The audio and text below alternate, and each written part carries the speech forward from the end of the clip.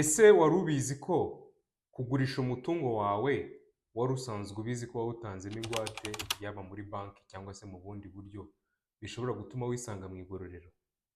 Abantu benshi bakora aya makosa batabizi, aho usanga umuntu yikuraho umutungo, urugero imodoka, akayigurisha asanzwe abizi ko yayigwatije. Ugasanga umuntu afashe ubutaka bwe arabugurishije kandi asanzwe azi ko yabugwatije.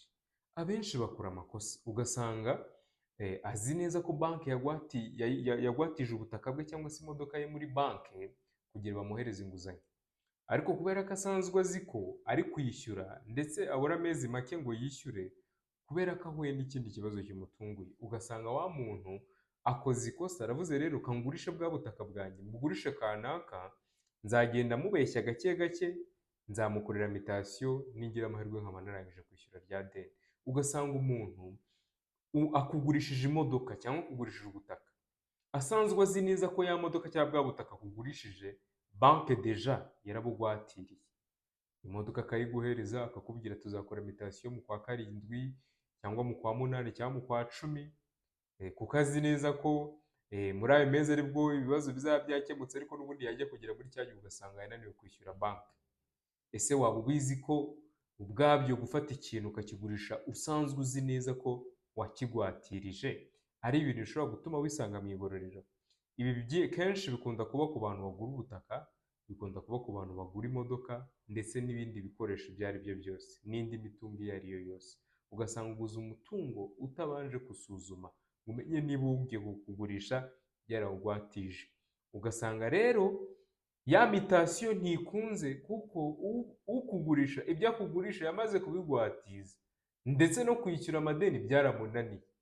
Akenshi usanga banabikora kuko bazi ko kwishyura amadeni byabananiye, bakavuga none ukamugurisha undi muntu ampa amafaranga ndebe ko ntagabanya ku deni, ariko ugasanga mu by'ukuri wa muntu n'ubundi kwishyura bikomeje kumunanira. Ese wari ubizi ko uyu muntu uramutse umukurikiranye mu buryo buri criminel, mu bugenzacyaha, wari ubizi ko uyu muntu ashobora gufungwa? Ntabwo wari undi kugushishikariza gufungisha umuntu, ahubwo ndagushishikariza kumenya ko mu gihe wagurishije umutungo wawe uzi neza ko wawutanzemo ingwate ari ibintu bishobora gutuma ujya mu igororero.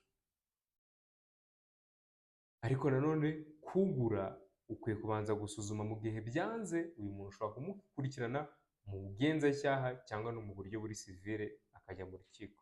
Reka turebe itegeko riteganya ibyaha n'ibihano muri rusange rya 2023. Ese ryaba rivuga iki kuri iki kintu? Iyo urebye ingingo ya 17 y'iri tegeko, ivuga kugurisha ikintu cy'undi, kugitangaho ingwate cyangwa se kugurisha ikintu cyawe watanzeho ingwate. Gishobora kuba ari ikintu cy'undi, gishobora no kuba ari ikintu cyawe. Ese umuntu ugurisha cyangwa se utangwa ingwate ku kintu cyimukanwa cyangwa se kitimukanwa azi neza ko atari icye, cyangwa ugurisha ikintu cye azi ko yagitanzeho ingwate, bigenda gute?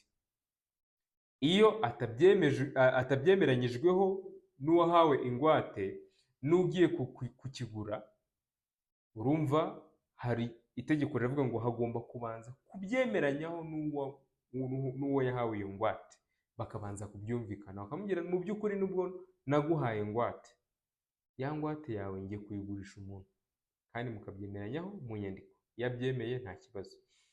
Iyo atabyemeranyijweho n'uwo muntu yagwatije, ndetse nanone abyemeranyeho n'ugiye kugura icyo kintu mu nyandiko ndetse yashyizweho umukono na noteri, ntabwo ari inyandiko iyo ari yo yose isanzwe, aba akoze icyaha. Ugiye gufata ingwate urayigurishije, ntiwabyemeranyijweho n'uwo wayigwatije, ndetse n'uwo ugiye kugurisha ntabwo mubyemeranyijeho ngo abe ari informe, uba ukoze icyaha. Iyo bihamijwe n'urukiko uhanishwa igifungo kitari munsi y'umwaka umwe, kitarenze imyaka 2, n'ihazabu itari munsi y'500,000, itarenze $1,000,000. Ibi ngibi ni ibihano uhabwa. Ubwo urumva harimo igifungo cyo gufungwa ya myaka 2 no kwishyura $1,000,000. Ayo ni amafaranga ahabwa iki? Urukiko. ariko nanone hakaba hari n'andi mafaranga ashobora kugukurikirana mu buryo buri sivile asaba gusubizwa amafaranga ye kuko wamugurishije ikintu kigwatijwe. Rero mu gihe asabye gusubizwa amafaranga ye bitewe nanone n'igihombo wamuteje, hano ushobora kwisanga uri kwishyura amafaranga y'umurengera. Ndagira ngo ushishikarize kwitondera kugurisha ikintu watanzemo ingwate. Mu gihe uhuye na situwasiyo igusaba kuba wagurisha icyo kintu, ndagusaba kubanza kubyemeranyaho n'umuntu wagwatije icyo kintu ndetse n'umuntu ugiye kukigura, bigakorerwa inyandiko ikorewe imbere ya noteri. Mu gihe bidakozwe gutyo ushobora kwisanga uri gufungwa, kandi nta muntu n'umwe nzi neza wifuza kujya mu igororero. Niba ufite ikibazo kijyanye n'amategeko cyangwa se kijyanye n'iki kiganiro tuganiye, watwandikira hasi muri comment cyangwa ukatwandikira kuri iyo nimero kuri WhatsApp tukaganira. Murakoze cyane, mugire ibihe byiza.